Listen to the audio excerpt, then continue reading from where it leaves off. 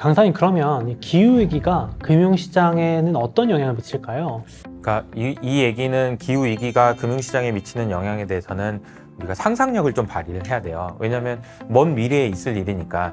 지금 당장도 사실 뭐 기후위기가 중요하고 뭐 ESG가 어떻다 이런 얘기들은 많지만 당장 뭐 엄청나게 큰 영향을 주고 있지는 않거든요. 그럼 어떤 영향을 줄까를 한번 생각을 해보면 최근에 있었던 일들 중에서 이탈리아의 베네치아가 네. 아예 물에 잠겨버리는 사건이 있었습니다. 그래서 이탈리아 정부에서는 베네치아를 지켜야 되잖아요. 네. 그렇게 지키기 위해서 방벽을 세웠어요. 제가 알기로는 그게 방벽을 세우는데 한 8조 원 정도 든다고 알고 있거든요. 와. 그러니까 8조 원이라는 돈을 들여서 평소에는 배가 드나들 수 있도록 하지만 만약에 해수면의 높이가 올라가서 베네치아가 또 물에 잠길 위험에 처했다라고 하면 그 방벽을 싹 드는 거죠. 그래서 물을 막는 거예요. 이게 어떻게 보면 저렇게 해서 될까라는 생각이 들긴 하지만 어쨌든 그런 일들이 지금 일어나고 있습니다. 그래서 우리가 생각을 해보면 베네치아 정부 입장에서 생각을 해보면 아니 그 뭐 해수면 올라가는 거 그거 뭐 올라가다 말겠지라고 생각하면 그럼 8조 원이라는 돈을 들여가지고 방벽을 지을까요? 안 하겠죠. 그래서 아마 이탈리아 정부에서는 이게 굉장히 심각한 위협이라고 생각을 하고 있을 겁니다. 해수면이 올라가면은 무슨 일이 일어날지를 생각을 또 한번 해볼까요? 2021년에 있었던 일들 중에서 네. 미국의 마이애미 지역에 있는 아파트가 하나 무너진 적이 있습니다. 근데 그 아파트가 무너진 이후로 네. 마이애미가 해변가잖아요. 네. 해변가에 있는 해수면이 높아지면서 네. 지반이 약화된 게 문제였다라는 얘기가 나오고 있거든요. 그러니까 이제 물론 이게 확실히 그것 때문이다라고 아직 밝혀진 바는 없습니다만 우리가 사고 실험을 하는 아까 처음에 질문 주셨던 기후위기가 도대체 어떻게 자산 가격에 영향을 미치냐라는 질문에 대답을 하기 위한 사고 실험을 하는데 아주 중요한 단서를 제공하는 것 같아요. 해수면이 계속해서 올라가면 베네치아 같은 도시도 있을 거고요. 네. 그리고 마이애미의 그 아파트 같은 일들도 일어날 수 있을 겁니다. 만약에 지금 우리가 지금처럼 해수면이 계속 올라가게 되면 우리나라도 인천공항이 물에 잠길 수도 있다. 혹은 부산이 섬이 될 수도 있다. 이런 얘기들도 나오고 있거든요. 네. 근데 이제 그런 일들이 일어나서는 안 되겠지만 네. 만약에 일어난다면 네. 어떤 영향을 줄까요? 뭐부터 영향을 줄까요? 라고 생각을 해보면 저는 제일 걱정을 많이 하시는 분들이 이런 분들일 것 같아요. 그 아까 말했던 아파트 네. 혹은 뭐 베네치아에 있는 그런 도시의 건물을 아. 담보로 네. 대출을 해준 사람이 대출 해준 사람들이 오히려. 제일 걱정되지 않을까? 아니 내가 저 집을 담보로 대출을 해줬는데 네. 가만 보니까 저 집이 막 가라앉을 것 같고 해수면이 해가지고 무너질 수도 있을 것 같고 네. 이런 생각이 들면 네. 그 돈을 회수하고 싶지 않을까요? 그렇죠. 근데 그 돈을 회수한다라는 얘기는 또 무슨 얘기일까요? 그러면 아무도 그 집을 담보로 해서 돈을 빌려주지 않을 수도 있다는 얘기고 그 얘기는 뭐냐면은 금리가 올라간다는 얘기가 될 수 있어요. 예를 들어서 소목님이 가지고 있는 집을 담보로 저한테 돈을 빌렸다고 생각을 해보세요. 근데 제가 볼 때는 소목님 집이 물에 가라앉을 것 같다라고 생각을 한다고. 네. 우리가 사고 실험입니다. 그러면 저는 돈을 주세요, 소목님. 나 불안해서 안 되겠어요. 라고 한다고 생각을 해보세요. 그러면 소목님은 어떻게 해야 될까요? 돌려줘야죠. 뭐. 돌려줘야 될 거고 돈을 빌려야 되니까 다른 데서 빌릴 텐데 네. 저한테 줬던 이자보다는 더 높은 그쵸. 이자를 줘야 되지 않을까요? 네. 안 빌려주려고 할 테니까. 안 빌려주려고 하겠죠. 아니 이호석이가 돈도 뺏어갔다는데 소목이가 집 빌려주지 마 이렇게 할 거 아닙니까? 네. 그럼 더 높은 금리의 돈을 빌려야 될 거고요. 그 얘기는 뭐냐면 금리가 올라간다는 얘기입니다. 아. 그럼 금리가 올라간다는 얘기는요. 전반적인 자산 가격에 영향을 줄 수밖에 없어요. 금리가 올라가는 거는 사람들이 왜냐하면 그 금리로 또 돈을 빌려서 다른 자산에 투자하고 이런 일들이 굉장히 많았기 때문에 여기서 금리가 올라가면 이 금리만 올라가는 걸로 끝나는 게 아니고 금리가 올라갔기 때문에 생기는 파급 효과가 또 계속 연쇄적으로 작용합니다. 그래서 브레이너드라고 하는 연준의 이사는 기후위기가 그냥 단순히 기후위기로 멈추는 것이 아니고 이건 금융위기보다 훨씬 더 심각할 수 있다라고 얘기한 게 사실 제가 지금 말씀드렸던 사고 실험에 기반했다라고 볼 수 있습니다. 기후위기 때문에 해수면이 올라가요. 그래서 건물들이 혹시나 담보 가치가 글쎄 이런 의심이 생겨요. 그러면은 돈을 회수하려고 하거나 금리가 올라갑니다. 그럼 전체적인 자산 가격에 영향을 준다. 이거는 굉장히 크리티컬한 이슈라고 볼 수 있는 거죠. 그러면 이제 말씀해 주신 거에 이어서 요즘 ESG라고 또 하는 게 연결이 될 것 같거든요. 네. 또 강사님께서 ESG 모티베이티드 투자자 이런 거 말씀해 주셨는데 이게 정확히 어떤 건가요?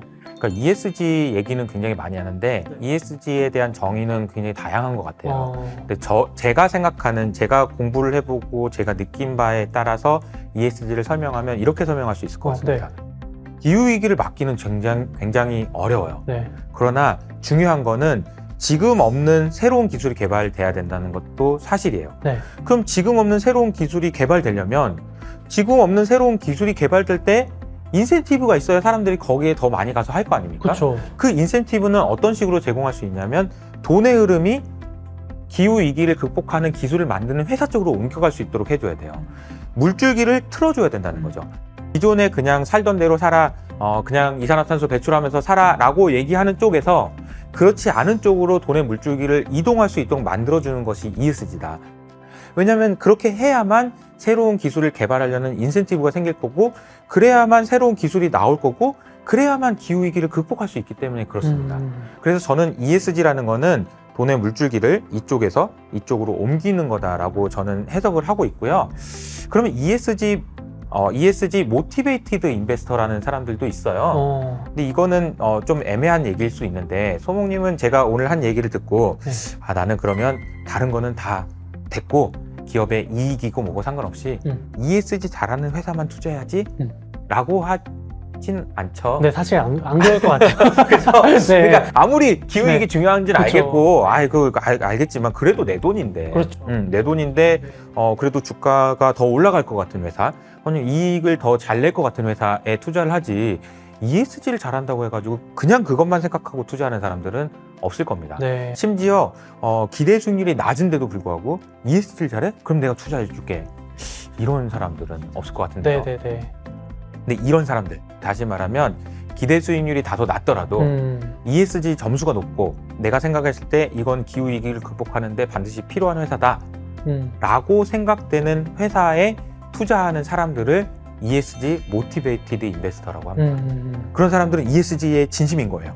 그 ESG 진심이어서 내가 혹시라도 돈을 덜 벌 수 있을지라도 기대되는 수익률이 낮더라도 나는 그런 투자를 하겠다라는 사람들인 거죠. 그러니까 그런 사람들이 있을까라는 생각이 들긴 하지만 노르웨이 국부펀드라든지 우리나라에 있는 국민연금이라든지 그런 그 길게 보는 투자를 하시는 분들이 있잖아요. 네. 2년, 3년을 보는 게 아니고 30년, 50년을 보고 투자하시는 분들은 이런 투자를 하실 수 있는 거죠. 그렇죠. 당장이 이익이 안 나더라도 그런 투자자들이 아마 제 생각에는 좀 더 많이 늘어나지 않을까 그런 생각을 합니다. 당장은 아니겠지만 네. 점점 늘어나지 않을까라는 생각입니다. 그것도 중요한 포인트네요. 그럼 혹시 좀 더 구체적으로 그런 기후위기를 극복할 수 있는 회사 하나 말씀해 주시면 뭐가 있을까요? 어떤 기업이 있을까요? 기후위기를 극복할 수 있는 회사, 기술을 가장 선두에서 이끌고 있는 회사는 제가 생각할 때는 테슬라인 것 같아요. 그러니까 테슬라라는 회사는 잘 생각을 해보시면 전기차를 만들죠. 네.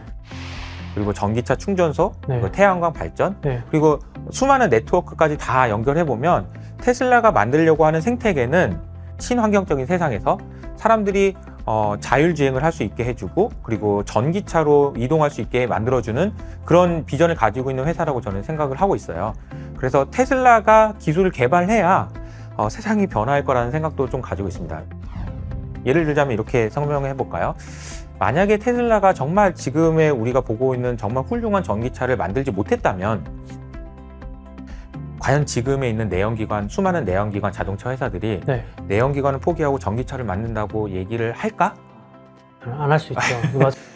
물론 기후위기 중요한 건 알겠지만, 전기차로 가야 된다는 건 알겠지만, 쳐다보지 말라고 얘기할 수도 있는 거 아닌가요? 네. 아니, 왜냐면 전기차는 먼 미래고, 안 해도 나는 우리 이거 좋은 차 만들어가지고 잘 살고 있는데 뭘 그거 이렇게 생각할 수 있는 거죠. 그런데 테슬라가 나와서 너무나도 좋은 전기차를 이미 만들어버리고 아, 사람들, 소비자들에게 선택을 받았기 때문에 그렇죠. 이걸 안 하면 안 되겠다라는 위기의식을 느꼈을 거고 그 위기의식이 사실은 이 회사들을 바꿨다라고 생각합니다.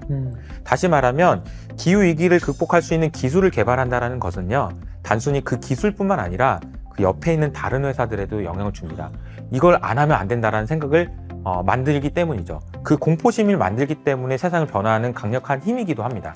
그래서 이 기술을 만드는다는 것은 앞으로도 너무 중요할 것 같고요.